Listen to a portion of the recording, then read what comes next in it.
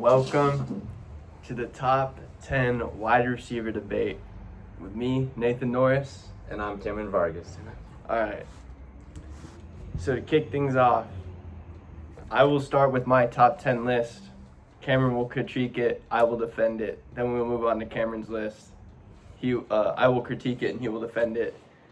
And then, of course, later, let us know any opinions you have for this on this video, and also future opinions you'd like to hear us on. We can even do series with going off of smaller things. So if you hear us say like a smaller topic and you want to just like have us cover a specific wide receiver versus another specific wide receiver, we can do that kind of thing too. So just let us know. So you ready? Yep, you bet so. All right. So on my Nathan Norris, aka Nen, number one wide receiver, which I'd be very surprised if you had a different one than me. Jerry Rice. You know what? Yeah, I Yeah. very well agree, and it's Yeah. not close at all. I would say that it's not close in the fact of the way I put my list. The way I put my list is I combined skill and legendariness. Two very big factors in my list. And I don't like when lists take too much of one, because I think if you take too much of a skill, you're not really understanding the eras these players were in. If you take too much of legendariness, it's the same thing. You know, you can't say, a player who's playing in the 50s is putting up the same things as like someone like Garrett Wilson on the Jets. Like, that just doesn't make sense to me. So Jerry Rice, all-time reception leader, all-time yards leader, and all-time touchdown leader in receptions. No one's coming close for a while on those. He has 10 All-Pros, 3-time Super Bowl champ. He has a Super Bowl MVP. So that's my number one. My number two on this list. This is gonna be my first very hot take already. I have Calvin Johnson, aka Megatron. No. I'm not hearing you out on this. Everyone should hear me out on this. Dark. And the thing is, undisputably, if we made a list on top 10 wide receiver skill, Calvin Johnson's number one. Calvin Johnson's the most skilled. He is 6'5", 237, and has a 4.35 40-yard dash. Oh. You are not stopping him. He was getting triple covered every single game during a season. Every single game. What's wrong with that? What's wrong with that? Oh my God, wait. God damn it. I had notes for this. Wait. He has the single season reception yards leader. He has the most yards by a pretty long shot right now. The closest that came was actually this past season with, what was it? I think it was either Puka or JSN, but they were both up there now. And so not much coming for a while, I believe. He averaged 86 yards a game. Oh my God, that's pretty good. I think I'm just looking at the peak dominance over his longevity. And like I said, I'm taking his skill over legendariness right now. But like I said, if we were making a list of skilled wide receivers, he would be number one. Ooh. See, I wouldn't know that much because I honestly did it all mainly based on legendariness. Yeah. But Calvin Johnson, man, he did not.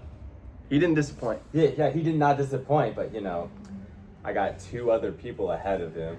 Really? Yeah, I have You have number four? 4. Yeah. Interesting. Yeah, bro. All right. They have way more. All right. We'll see. We'll see about that. Okay.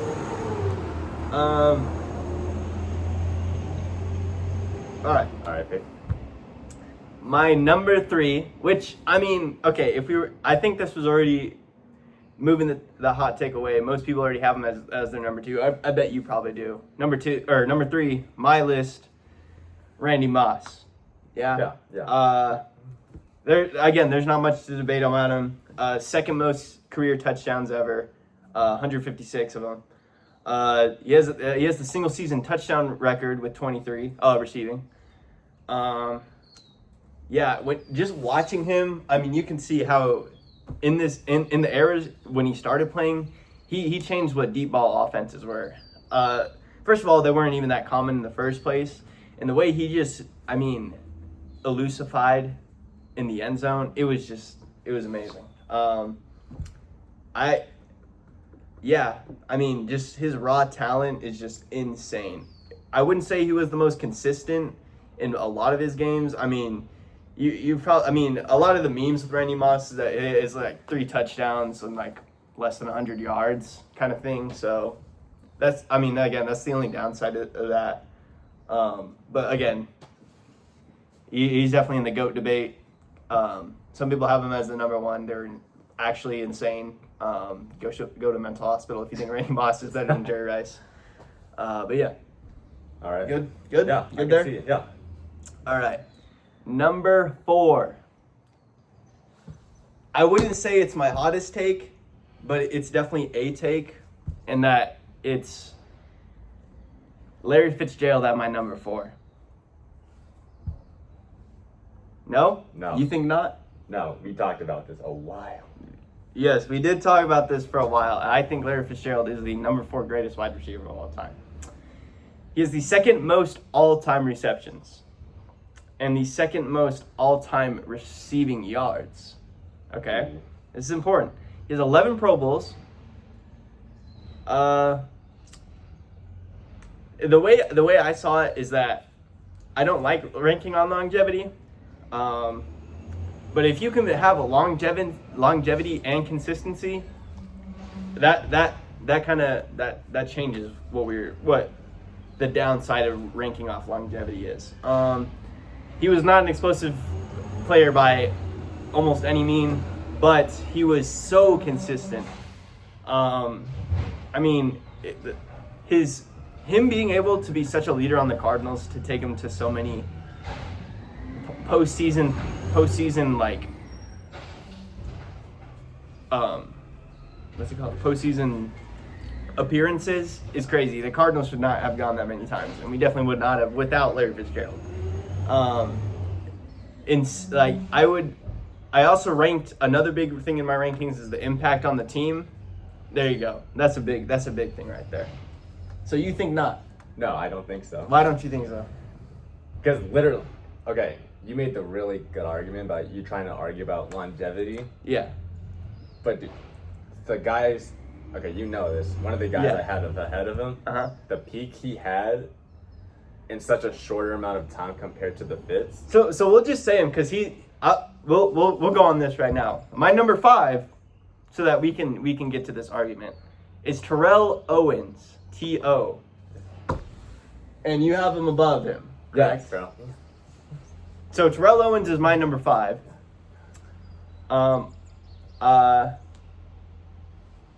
Yeah. I think Larry Fitzgerald was the more consistent player.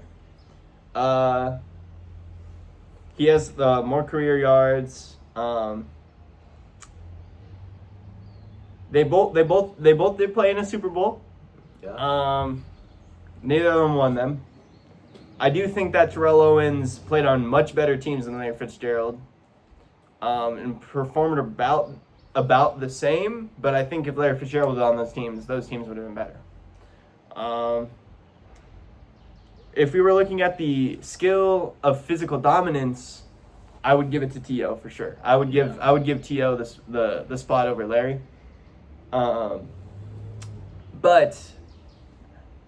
that is only if you look at the production over the team impact. I think Terrell Owens, out of this whole, let me scroll down real quick. Out of my whole list, I think Terrell Owens has the least impact on his teams ever on this list.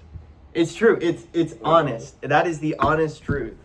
Terrell Owens did not play on an offense that if he wasn't there, they would have 2 less wins. And that's the truth. That's the truth. Maybe I'm like, yeah, no, I still think that. I'll let that stand. But you think not? No. Okay. You say he doesn't have impact, but he is so, dude. When you think of resilience, you should think of him, bro. He came out of the mud in a small school in Tennessee known as Chattanooga. you can't say that about Larry Fitz. He came from a big school, the Power 5 school in Pittsburgh. Yeah.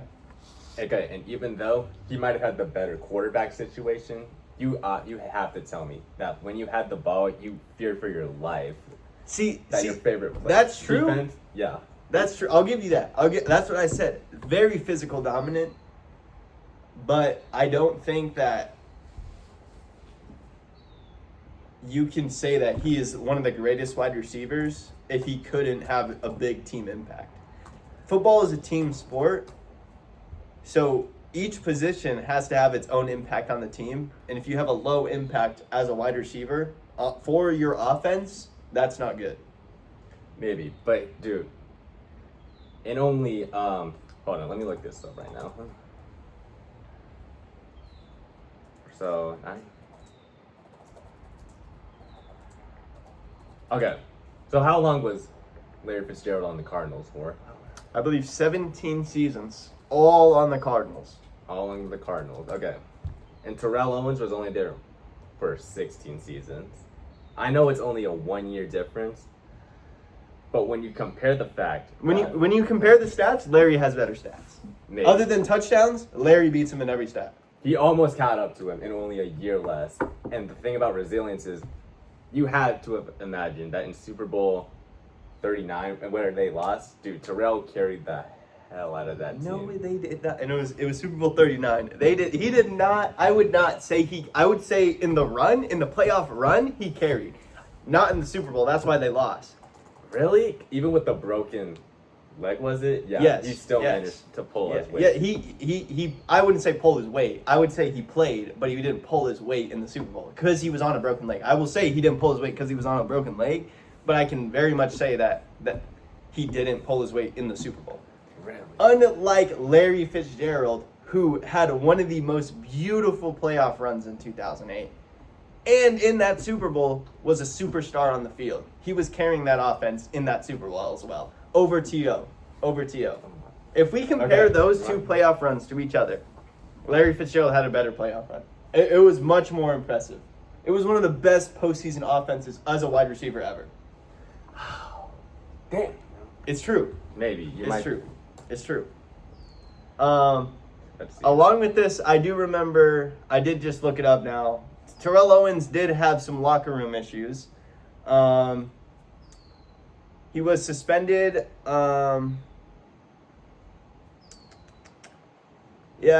So he had some contract disputes, which boiled into altercations.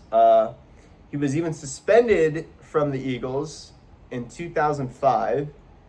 He constantly publicly criticized his teammates, such as Jeff Garcia, Donovan McNabb, and Tony Romo.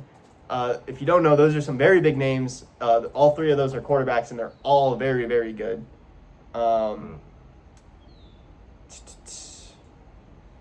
He spat on D'Angelo Hall's face. He had a fight in the locker room with his former linebacker, Hugh Douglas.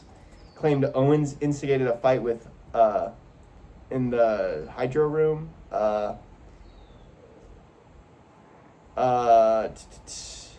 Douglas did admit that he threw the first punch, but he said after Owens provoked him to such.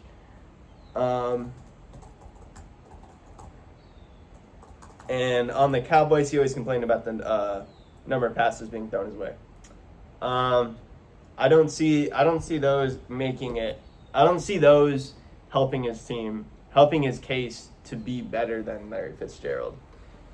Now, there are a lot of good players out there, and they have been suspended Absolutely. or punished. Absolutely. I'm going to draw a comparison right here. Yeah. Do you know who Ron Artest is? Yes. Famous pacer, Ron Yeah. Artest. If you guys don't know him, oh my God. Pick up a book once in a while. Yeah. He had almost the same level of aggression as Terrell Owens, Okay. and that's why he won Defensive Player of the Year in 2004. Mm-hmm.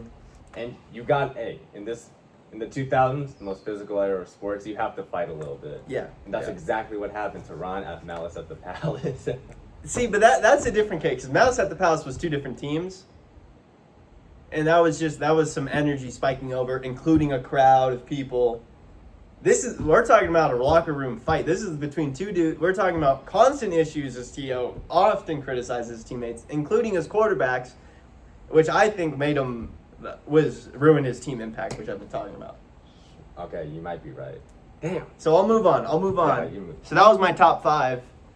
Jerry Rice, Calvin Johnson, Randy Moss, Larry Fitzgerald, Terrell Owens. Coming in at number 6. Very, very similar issues to what I was just talking about. What we were just talking about. Yeah. Antonio Brown, number 6 wide receiver. Mm-hmm. Now, this goes back to the argument I was having for Megatron, which was, if we were ranking this off of skill, Antonio Brown has a case to be number 1, number 2, and number 3 on that list. But he is top 3, and he has a case for all 3 spots. Really? Absolutely. If we were going off of skill. Antonio Brown, in 7 years, has 800 catches, 11,000 yards, 74 touchdowns. For all pros, he has a Super Bowl, and all through, just like I said, 7 years. If he did not, and this is a very common case because we all know, I hope you all know Antonio Brown. Some of you don't, so I'll just go over. So obviously he was a very good player. He played for the Steelers. After very, very many concussions and a very big hit one day in a Bengals game, he developed extreme CTE after all this time, and he just went crazy. Even to this day, he's a very crazy guy. All from just playing football, big hits, all that kind of thing. And it's truly tragic because if he did not have all those big hits, he would have been really good. Even his last seasons that he played, when he still had all the CTE issues, he was still playing at a pretty high performance level, not statistically wise, but if you were watching him play, he still had his physicality and yard after catch ability. But again, like I said, I'm taking his peak performance over longevity. And obviously, off the field issues, there's plenty of off the field issues that I'm not going to go into with Antonio Brown. But I don't think those really count in this. But yeah, I'm taking his peak to make him my number 6. So yeah. Yeah, man. I don't know. I don't have much to say because I didn't even have him on my top 10 list. Yeah. Interesting. And that's fair to say if you did rank off of legendariness. Yeah. But like I said, he's my number 6. So we'll just move off of that one then. Yeah. Number 7. I don't know if you had him either. If we're ranking off of legendariness, I still think you probably should. Because I think looking past this man's skill, he is a very much forgotten legend. Julio Jones, aka Waffle House, always open. 13,700 yards, 63 touchdowns, 13 seasons. Went to a touchdown, went to a Super Bowl. Should have won, but shout out 28-3, Tom Brady. So yeah. Julio Jones could also be in the argument to be maybe even a top 3 skill position. I don't think many people who say Julio Jones is a very good skill player will put him over Megatron, but I do know people who put him over Antonio Brown in the skill way. That's because of his insane catch radius. This man had the greatest catch radius of any wide receiver ever, I will say. And along with that, he was just an insane physical freak. I mean, the way he had these contested balls, it was just crazy. The only problem with his issue, like I said, his career stats, I'll read them out again. 13,700 yards to 63 touchdowns. So clearly his yards speak more than his touchdown production. So he was a extremely efficient wide receiver, but I would not put him much higher because of his touchdown production. I don't think touchdowns are the biggest stat, which is why I put Randy Moss at number 3, for example. But him not being able to do it that often is something to look at. Yeah. So what do you think about that? Man, I don't know, honestly. You're taking legendariness over that kind of thing? Honestly, yeah. Okay. I can respect that for Julio Jones. But I will say his ability, his yard efficiency is immense, and that should be legendary on its own. And I understand, because that's a very forgotten thing nowadays, Julio Jones' efficiency. But yeah, we'll move off of that for now if you're good there. I will add though, very fun stat of Julio Jones. He does have the highest yard average per game. He averaged 95 yards a game. 95 yards a game. So keep that in mind, yeah. My number 8, which I would be very disappointed if you didn't have, Marvin Harrison Sr.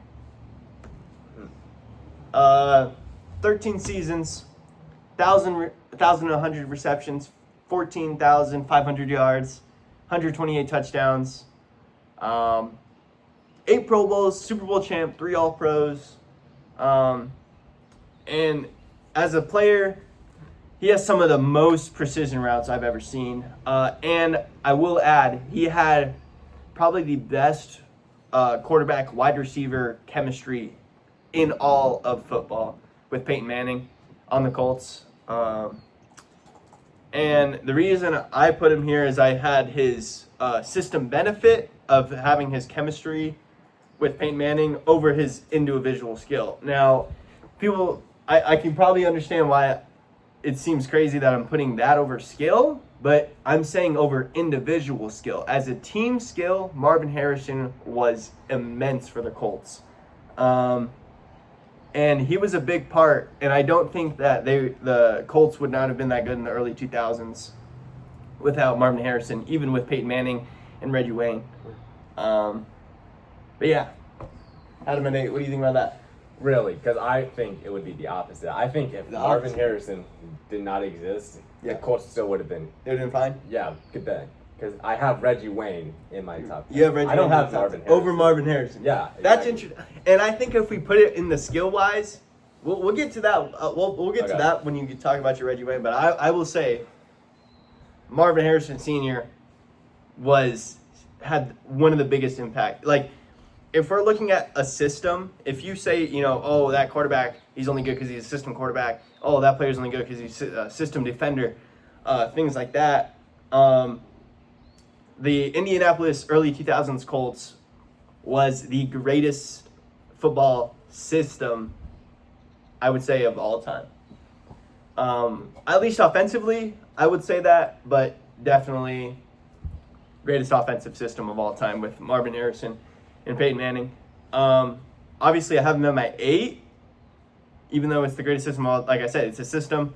I can't, there's a lot of wide receivers that you can say, Antonio Brown was only good because of Ben Roethlisberger, or, Jerry Rice had Joe Montana and Steve Young. That doesn't count, in my opinion, because they go on to perform with different quarterbacks and the stats they kind of rack up. Marvin Harrison didn't rack up the most amount of stats. They're very high, extremely high. Top 10 some of these stats, like yards and touchdowns, but that's more from a longevity standpoint and the system standpoint. Like I was saying, this is kind of a point where you'd have to actually go and watch this kind of team and see what I'm talking about.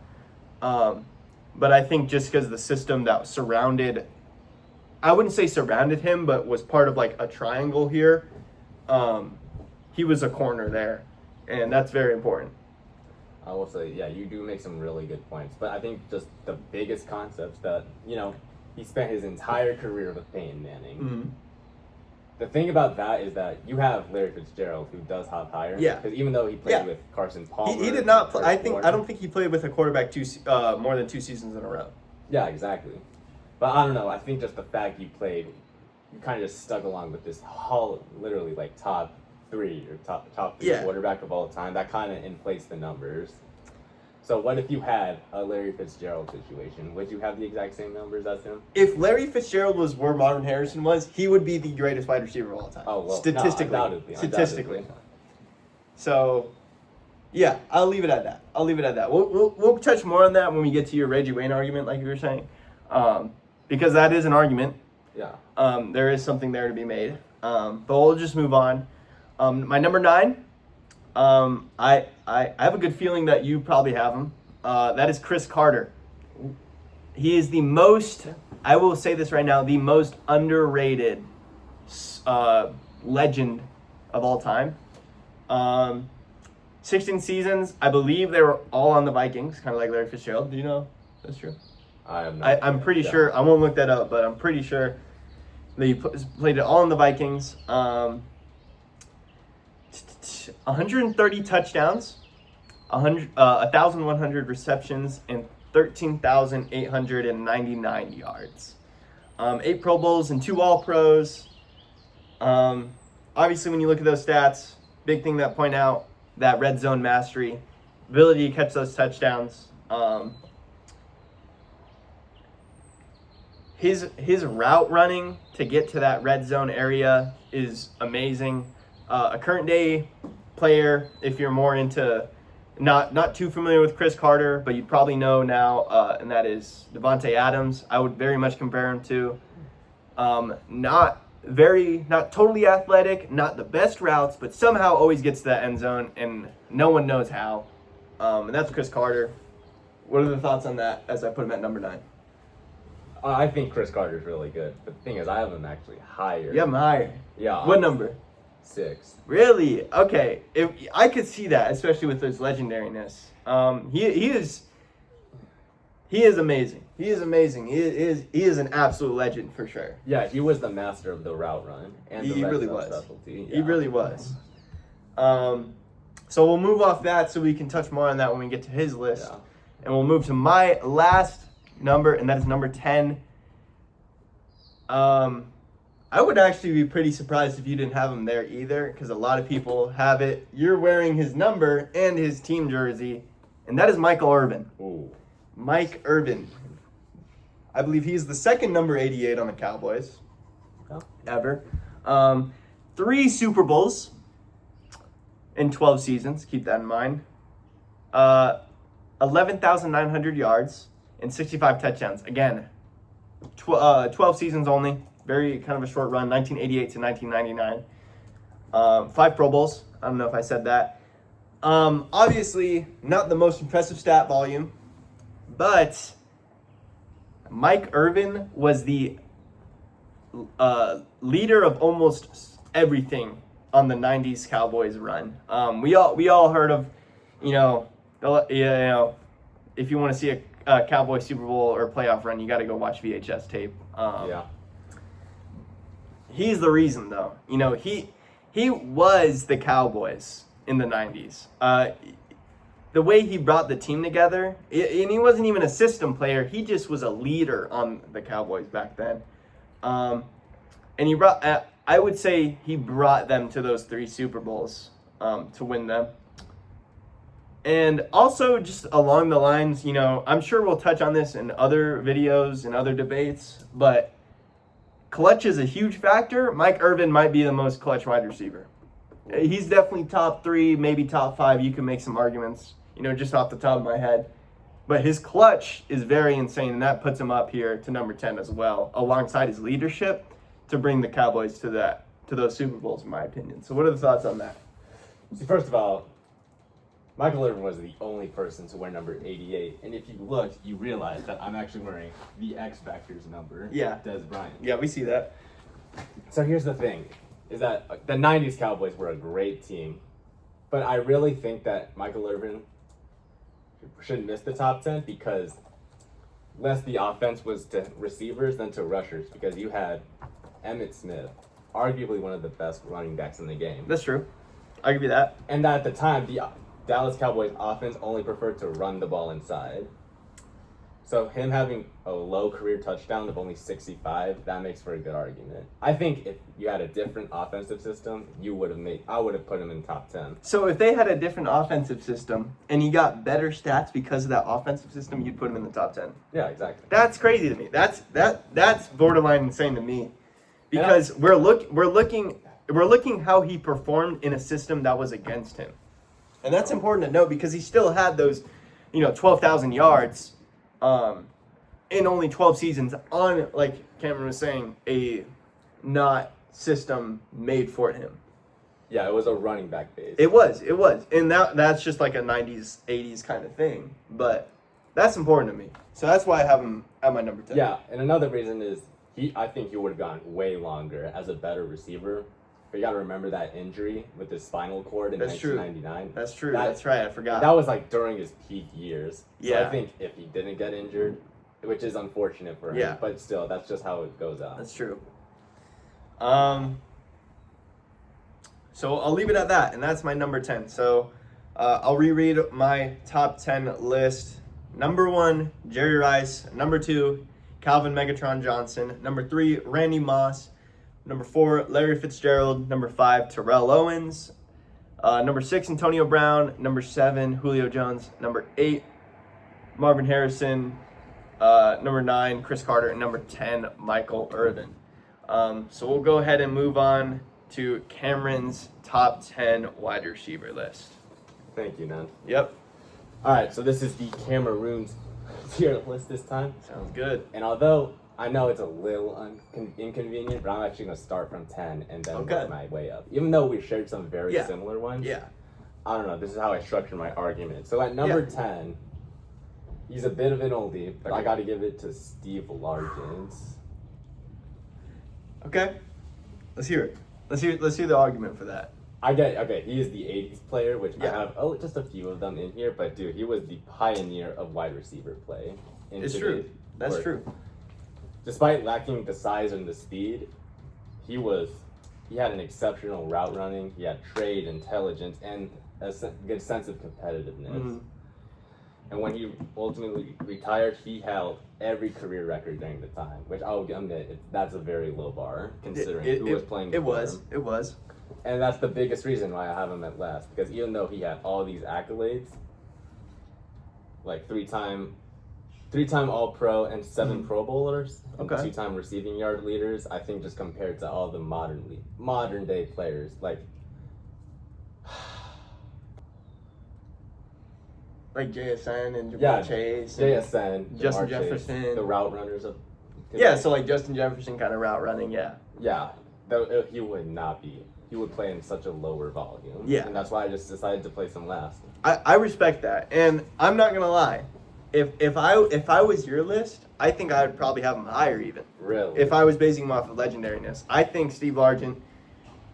If we were threw away skill right now and we just went to being like old head unks ranking wide receivers just because that's how they normally do, Steve Largent might be top 6 to me, just off the top of my head. I do think most of his numbers are from his longevity and not his dominance in any of the seasons. Not dominance in the league in any era. He did not have any Super Bowls in a very, very limited postseason. I don't know the exact numbers, but I know he didn't go to the playoffs very often. Yeah. I wouldn't blame it on him, but that's something to look at. And just as a player, not the most athletic player, and just because of the limited postseason, I would like to say that he didn't have much of an impact on the Seahawks. So that's why I left him off of the list, but those are very elite stats, I will say. So I will say he's a very legendary player, but I left him off my list. But as a number 10, that's pretty good, I'd say. Yeah. Yeah. All right, and so then at number 9, you might have Marvin Harrison Sr., but I got his right-hand man, Reggie Wayne. That's crazy. Over. That's crazy to me. Okay, so both of them were pretty loyal. I think they stayed their entire careers. I believe with the so, Indianapolis yeah. Colts. And literally the same thing about Steve Largent. He was another really good route runner here. Okay. and that his ability to produce in the big moments. So like, when the lights got too bright, he didn't choke. He's not like the James Harden. Yeah. Yeah. Now, I will say that I don't think that's fair to say because of the system that Reggie Wayne and Marvin Harrison were in. But yeah, I can't say that because of Reggie Wayne, because Peyton Manning was the anchor. He was the team kind of thing. You know, Marvin Harrison and Reggie Wayne, you got them two over here. Peyton Manning right here. He's holding them together. He's holding them and he's pushing them forward, kind of thing. Yeah. So I can't fully say that those clutch moments that Reggie Wayne did have were because of his skill rather than Peyton Manning leadership and skill. All right. But yeah, man, this was just the more pass-heavy era of football. Yeah. Instead of the 80s or 90s. For sure. Where Largent played, which was rushing. Yeah. And that's why I got to that's why I got to hand him that spot over. All right. But I don't know. I mean, again, Reggie Wayne is the second option. He was the wide receiver 2 to Marvin Harrison. But Always. He never was over Marvin Harrison throughout his whole career. And I mean, again, lower stat, maybe, let me see here. Yeah, less career stats in every line of receiving. Less receptions, less yards, and a lot less touchdowns, as Reggie Wayne only had 80 and Marvin Harrison Sr. had 128 touchdowns. And just, again, like I said, Marvin Harrison did have this issue sometimes, in my opinion. Reggie Wayne always has this issue, and that is that he never had any stand-alone dominance. And that's my problem with him. Huh. I don't know if I'd put Reggie Wayne in my top 15. Really? You don't think he's top 15? He might not be top 15. What about top 20? Yeah, he'd be there. He'd probably be there. He might be like 17 if I'm just thinking. Yeah.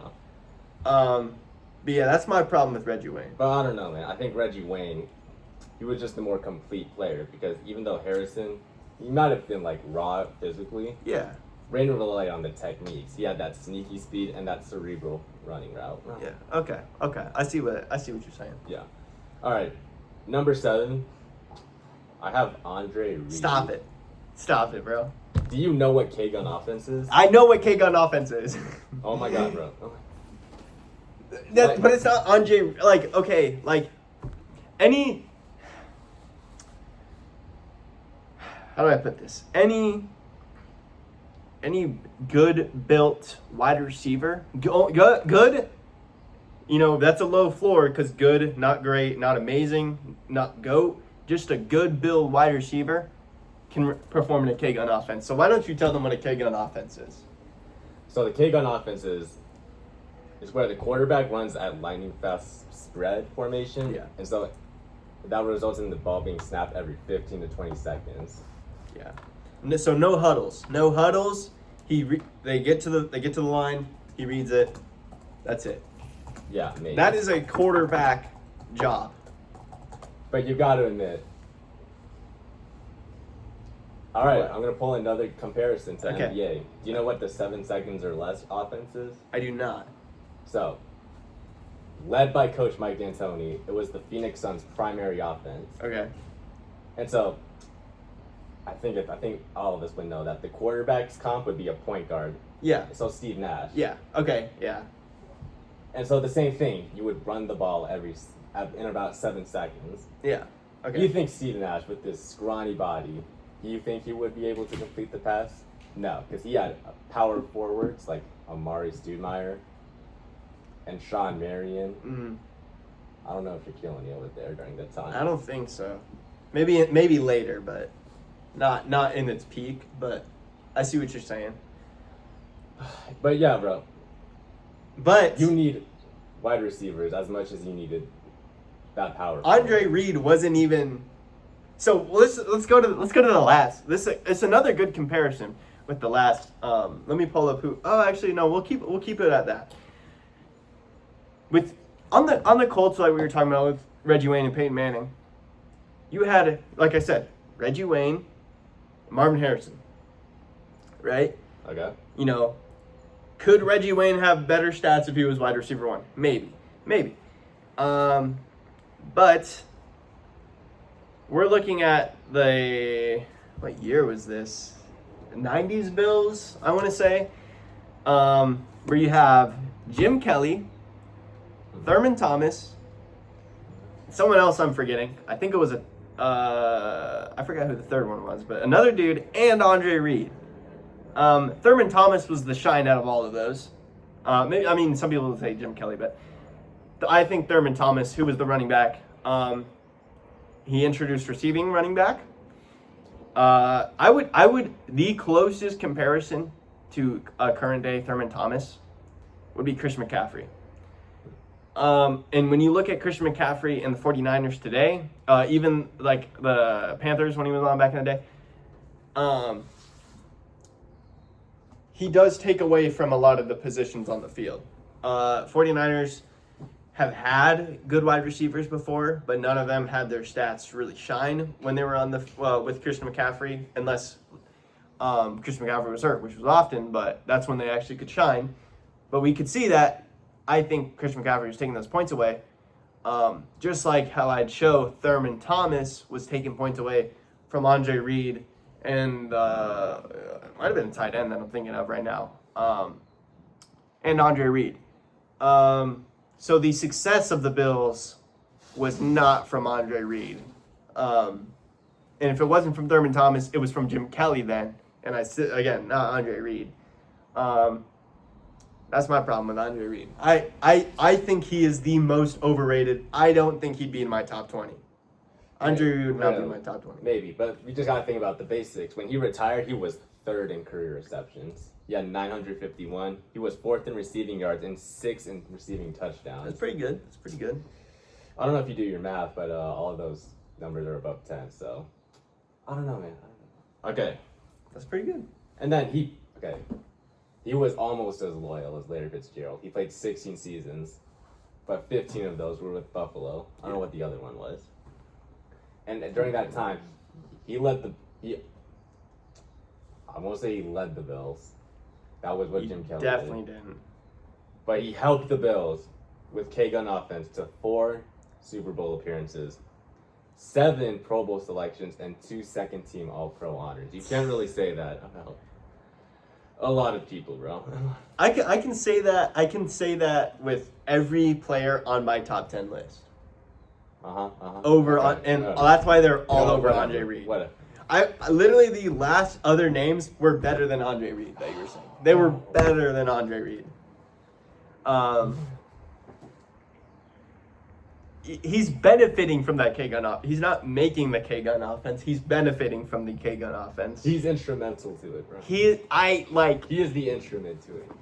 I guess. He's kind of he's more of a product of the K-Gun offense than a instrument to it.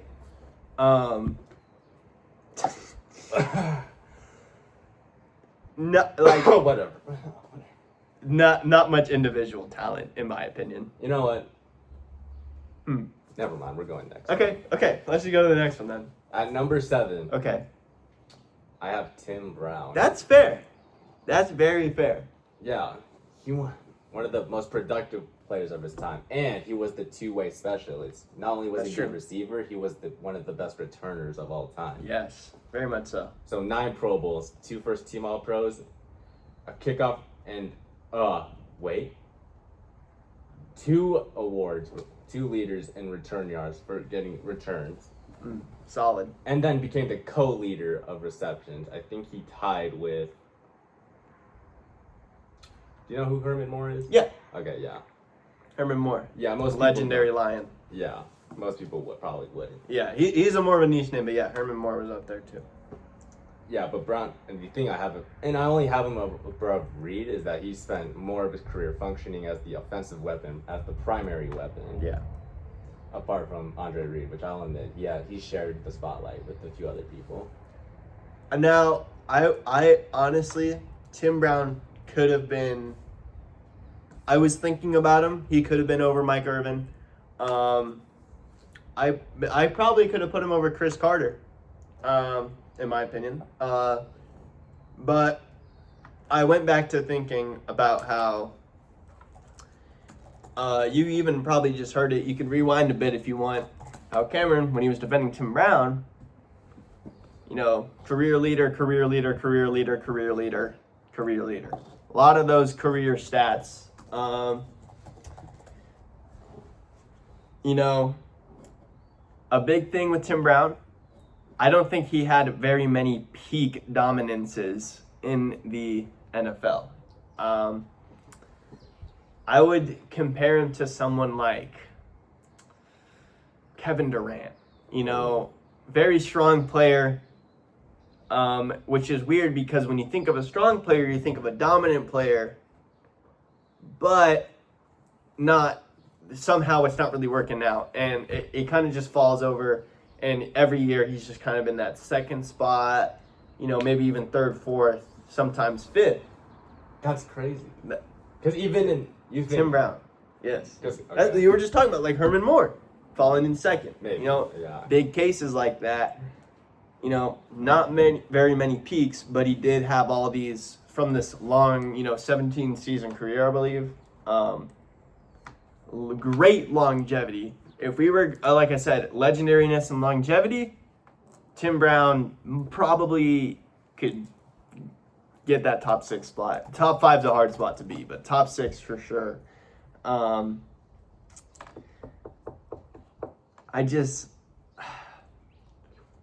He did have inconsistent QB play, but he rarely took over the games in those times, you know.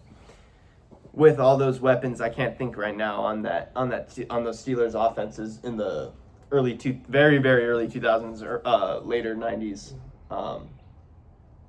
era of the Steelers. Maybe. But dude, Tim Brown, he still had the honors. Like Kevin Durant, he still was an MVP in 2014. Yeah, that's true. And then Finals MVP over Curry and Draymond. Yeah. Dude, he proved that he can be the solo star, but he just chose his career to be alongside like Chris Paul, Stephen Curry, Alperen Sengun. Okay. Okay. Sengun, I guess. All right. I guess, man. You see the point. He can shine on a solo. I definitely see the point for Tim Brown. In later years, he Absolutely. has not proved himself. Absolutely. I can see the point, Kevin Durant was, he had his 2014 season in his Nets season that he, dare I say, shined on his own. Yeah. Unfortunate, yeah. But yeah. Okay. So, yeah. And then at number 6, I think you had him a little lower. I had Chris Carter. Yeah. Again, Ron, he was a precise route runner. He ended the career second all time behind, okay, I'm going to spoil this right now, Jerry Rice, who I have it first. Yeah. And is already in the top 6 with 1,000 and 1,101 catches. Yeah. He's widely regarded as being one of the softest and surest hands in the business. I've heard this, yeah. And and he has the phrase, all he does is catch touchdowns. That's true. Because I think that's all he did. Yeah. Because out of 13,900 yards, he catched 130 touchdowns. That's pretty exceptional. That is amazing. Yeah. And the thing about his route running is that it wasn't just speed that carried him. It was the fact he was able to gain the separation. And he popularized the fact of dragging his feet precisely along the boundary line before what we now know as common practice. So that's why he was a pioneer of route running. I like that. I like that pick. You could definitely put him up there in his legendariness state. But yeah, like I said, again, I didn't totally lean into legendariness as much as you did, so I had him lower. But I totally respect that. Yeah. All right. Number 5. You might be a little upset at this, but this is where I have Larry Fitzgerald. And number 5? Yeah, number 5. I'm not. You're not like upset, I'm not upset, but I wouldn't even say I'm disappointed. I'm more just like there's something on the table that I can't see. Or like it's just there's something not being left on the table kind of thing. Like Yeah, I will say. There's more that could be added. He was still incredible. He had like the whole, let me see, 11 Pro Bowls Yeah, and only one first team All Pro. yeah. Okay, one with the picks that you mentioned, one with the major arguments that you talked about before this was the tackles and drops. Can you explain that a little bit? Yes, so one of the greatest Larry Fitzgerald, I'm so glad you brought this up. This should be written down for everyone who doesn't know this. Larry Fitzgerald, as a wide receiver, had more tackles than drops in his career. More tackles than drops. I will pull up the exact number unless you do it first. That is one of the greatest wide receiver stats I've ever heard in my life, and it will probably not be beaten for a very long time. Yeah. Just because of how hard that is.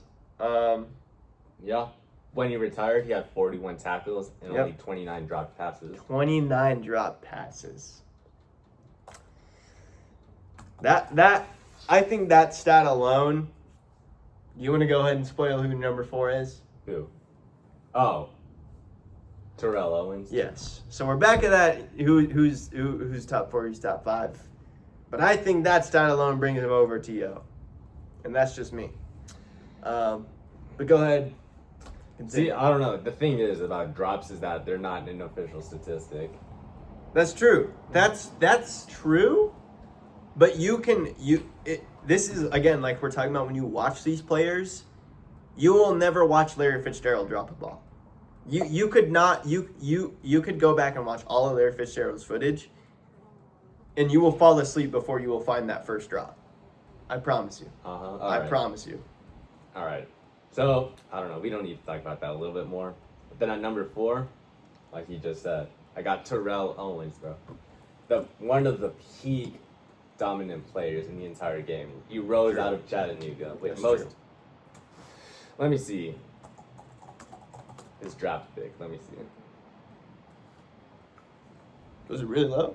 3rd round, 89th overall. Dang, he might be the greatest 3rd round pick ever. Yeah. Bro. Consistently produced.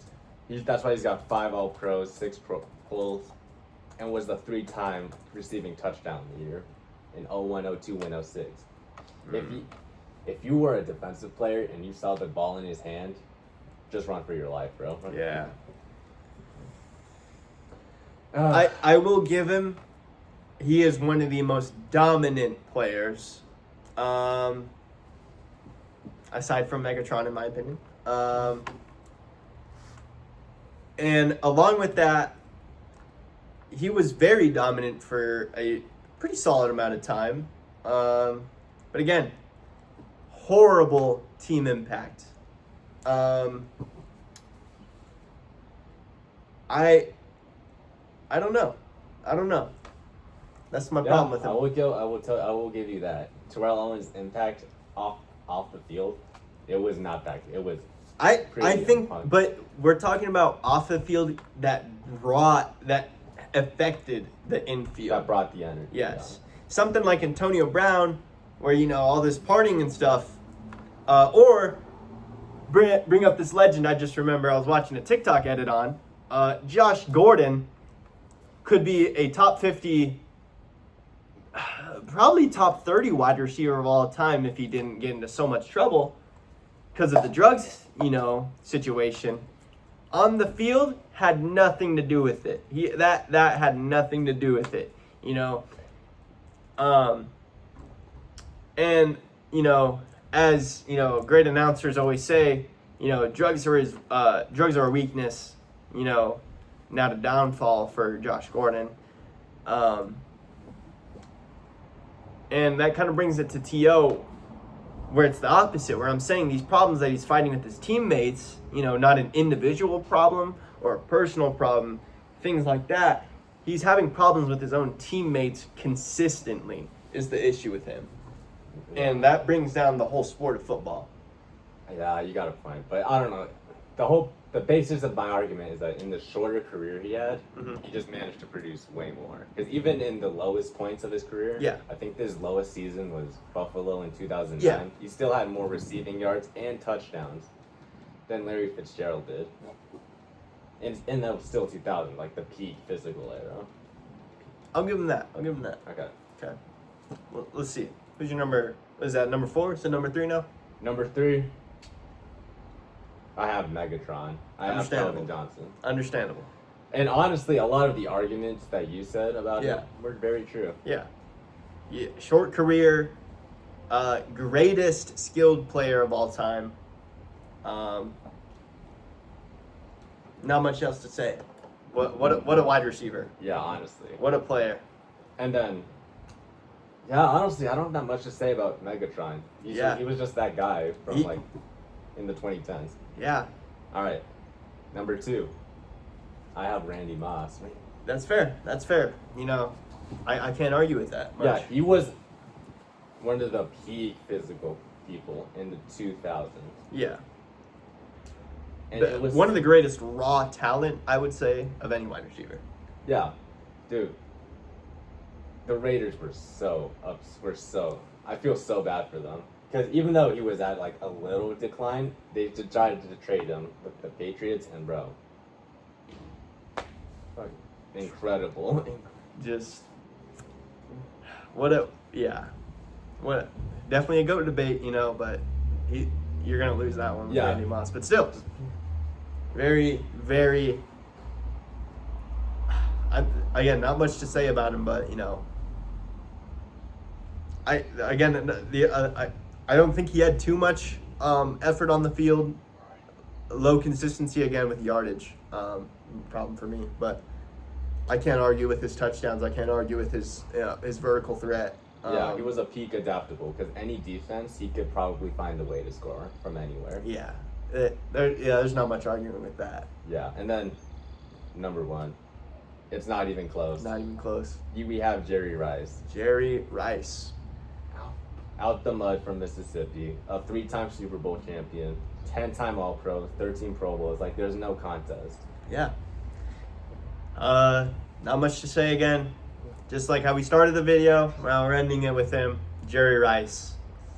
Greatest wide receiver of all time. Undoubtedly. Very much so. So, we were able to come to the agreement on our number 1 at least. Yeah. So that's always nice. But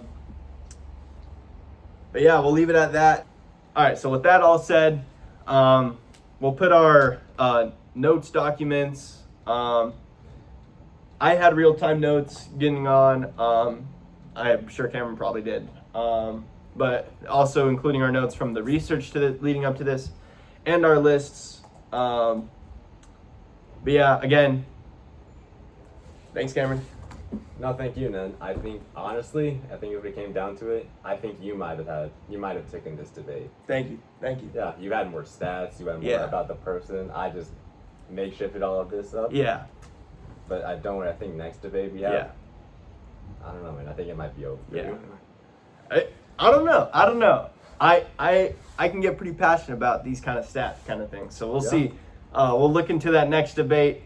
We won't spoil it, but it will be about basketball, NBA. Another top 10 list, but it will be a top 10 NBA list of some sort. Yeah. All right.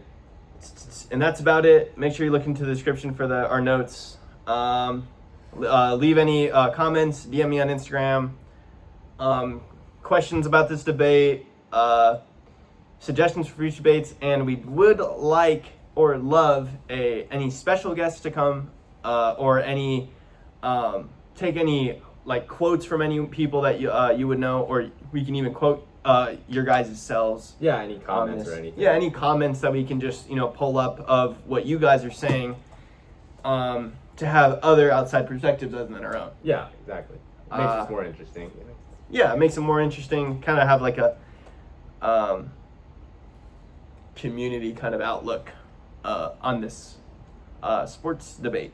Yeah. But yeah, that's about it. See you guys. See ya.